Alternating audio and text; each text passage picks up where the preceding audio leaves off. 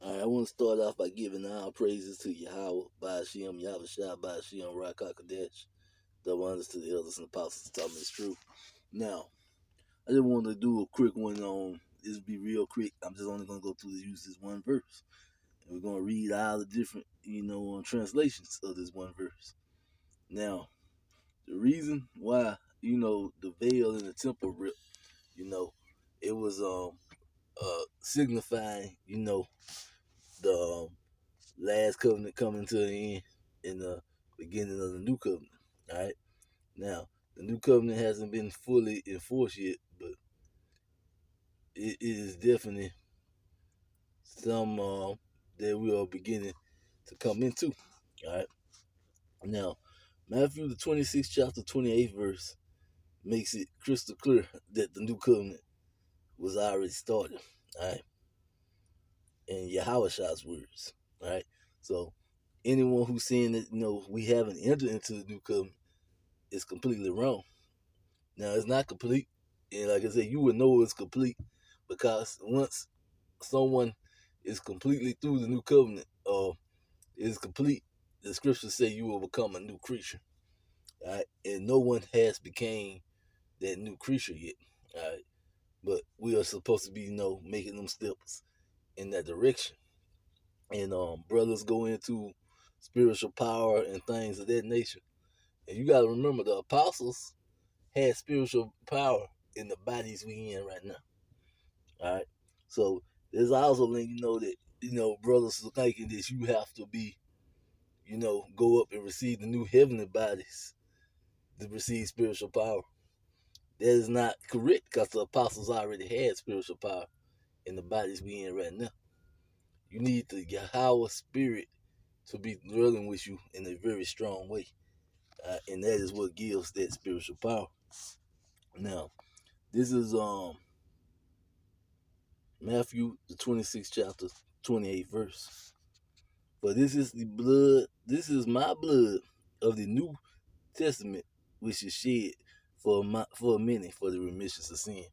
And we know testament and covenant is pretty much the same word in replacement. All right. New King James Version.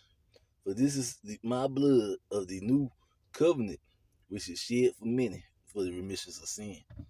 All right. So it's letting you know that Yahweh blood was the blood of the new covenant. NLT. For this is my blood which confirms the covenant between Yahweh and his people. It is poured out as a sacrifice to forgive the sins of many. All right. For this is my blood of the covenant which is poured out for many unto the remissions of sin. That was the ASV. DBY. For this is my blood, that of the new covenant that was shed for many for the remissions of sin. HNV. For this is my blood of the new covenant, which is poured out for many for the remissions of sins. RSV. For this is my blood of the covenant, which is poured out for many for the forgiveness of sins. All right. WEB. For this is my blood of the New Testament, which is shed for many for the remissions of sins. All right. YLT. For this is my blood of the new covenant for many is being poured out to remission of sins. NIV. This is my blood of the covenant which is poured out for many for the forgiveness of sins. All right. So as you can see, it just goes on and on. That Yahweh blood was the blood of the covenant, which proves that the covenant has already been started. All right, so we are already in the new covenant. Now, it is not complete yet, but we are in it. All right, so anyone who's saying that we have not entered into the new covenant at all is a lie. All right, we are definitely have entered into the new covenant, and it's a simple yes. We have entered the new covenant. All right, now we still got some more, and Yahweh's spirit still got to be strengthened in his man, and things grow and develop to get fully in the covenant. And it's like a process. It's gonna be time, all right? But we will eventually get all the way back off into the lost covenant. We're not there yet, but we're definitely in it. All right. So that is the thing that